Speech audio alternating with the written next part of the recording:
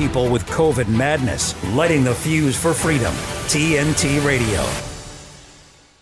Welcome back, ladies and gentlemen. Welcome back to this live broadcast. We're in hour number 2 here at TNT, Today's News Talk. Now, if you've been following some of the news and social media feeds over the last 24 hours, you might have come across this scene in Washington, D.C. We'll go ahead and roll this clip featuring Code Pink, Medea Benjamin, and Lloyd Austin, among other interesting actors. Let's go ahead and watch this. Stop the genocide in Gaza! Stop the genocide in Gaza! This is a hearing with the Secretary of Defense, Lloyd Austin, and we are here obviously to say stop the complicity, stop the sending of weapons, stop the sharing of intelligence, just killing so many innocent people. Just stop the blood on your hands. The blood on your hands. Stop the madness. And we're here to tell the Secretary that the blood is on his hands. Senator, we need to stop Senator Kelly, no more arms to Israel. Senator Kelly, no more arms to Israel. Genocide must stop the genocide. Senator, stop the genocide. End the genocide. No more money to Israel for war crimes. Fund your district, not Israel.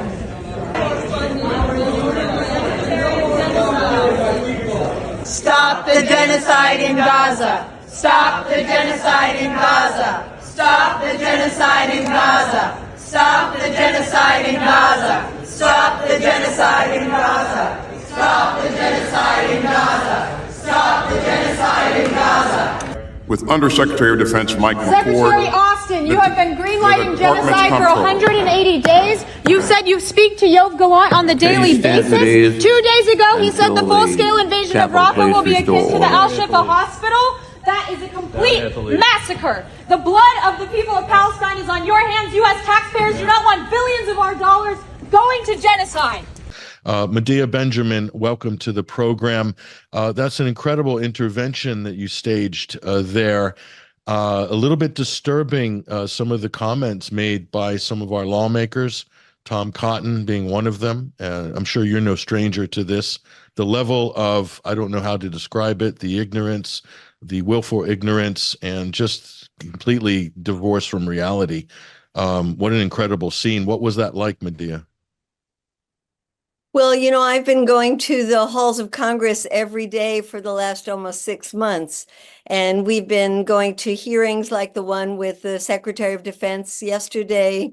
Today, we were in a hearing with Samantha Power, the head of AID, and we go to their offices, the offices of the Congress people. We bird dog them in the hallways, and you hear the most incredible things, like today, talking to Congressman Brian Mast, where he says, we don't want a penny of U.S. humanitarian aid to go to Gaza because it's a terrorist state. They're all terrorists. And we said, you know, babies, children, what are you talking about?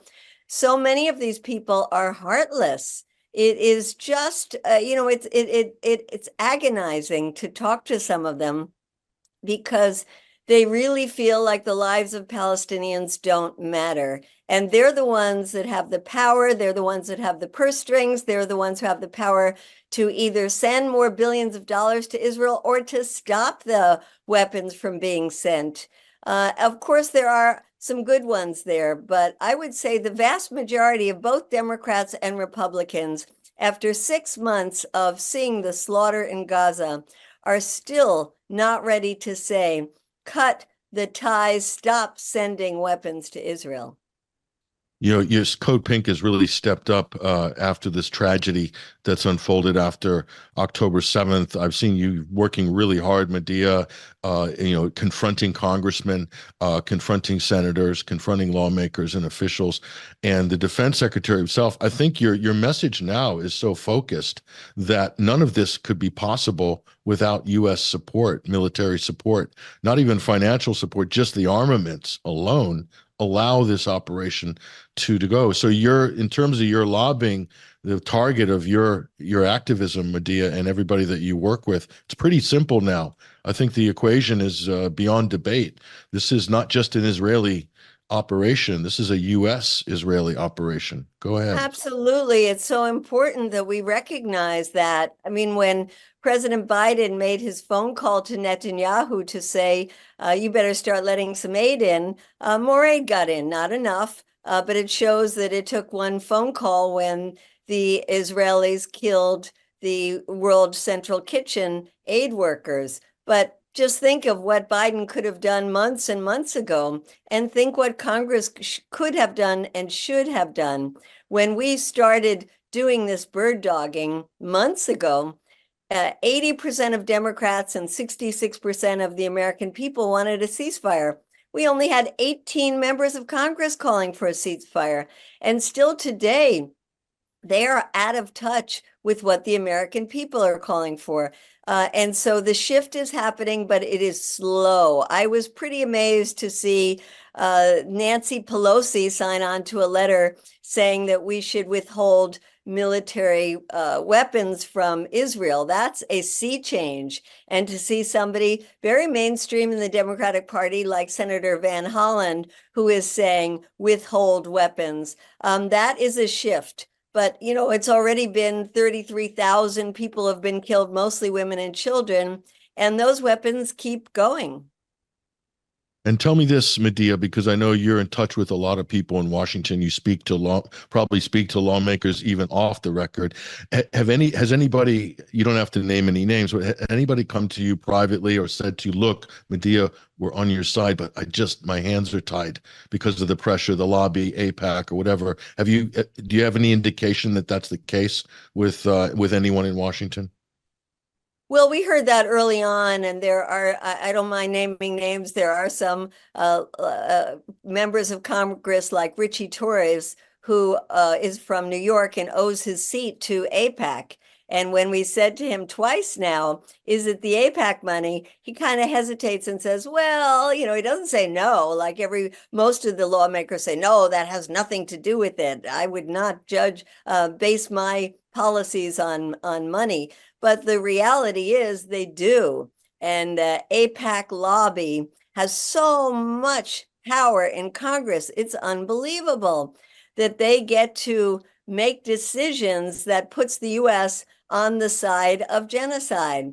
So yes, there are a number of these lawmakers who are afraid, and they will tell us privately that they fear that if they do the right thing, which means call for a permanent ceasefire and no more weapons to Israel, that they will be targeted, attacked, primaried, and they will lose their seat. And we say, well, what's more important to you, your seat or your place in history? Do you think that the pressure is building because we're obviously getting into the election cycle pretty soon into the summer? Do you think that there is public pressure building? As you said, the polling shows, Medea, that where the public is on this issue is so far away from where Capitol Hill is. Do you see anybody kind of, changing their stance, moving a little bit towards your side on this as we get closer to election time? Absolutely. And of course, it's also as they see more and more of the incredible destruction that's going on in Gaza, they start feeling more ashamed of having a position that's a rock solid support for Israel. So there's, I would say, about 80 members of Congress now who will openly say they're for a permanent ceasefire, which is much better than the 18 we had a couple of months ago. But still, you would think that today you would get the vast majority of members of Congress at least calling for a ceasefire. That's the minimum they can do. So yes, we certainly do see a change. But when you say going into the election cycle, it works both ways, because many of them are getting lambasted when they go back into their districts by their constituents saying, what are you doing? You got to call for no more weapons to Israel. And yet they do have the issue about AIPAC, and that is so the push and the pull is going both ways.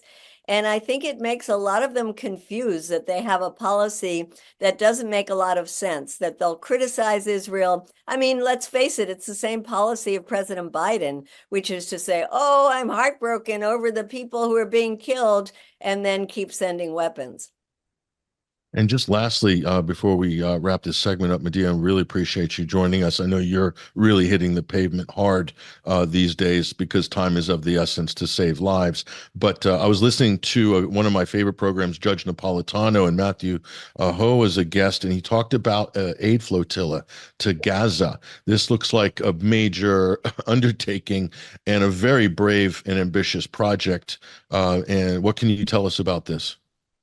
Well, I will be on that flotilla, and I'm really proud to be on it. Of course, it's very scary because we don't know what the Israelis will do. And there was a flotilla in 2010. They shot and killed 9 people on that boat. But we feel that it's absolutely important to do everything that we can, and everything we've been doing is not enough. So sending in a flotilla, trying to take the humanitarian aid and show that we are people coming from at least 30 countries, that we are determined to stop this genocide and end the siege of Gaza. And people can find out more going to codepink.org, learn about the flotilla, learn about our efforts in Congress, and join us. We are there every single day. Meet at 10 a.m., Rayburn Cafeteria. So come join us.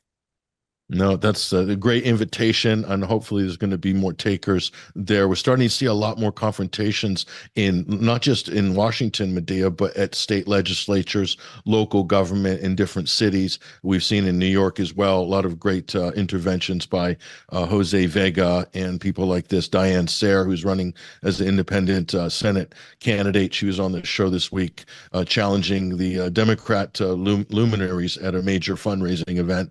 So it's great to see that people are sort of stepping up right now.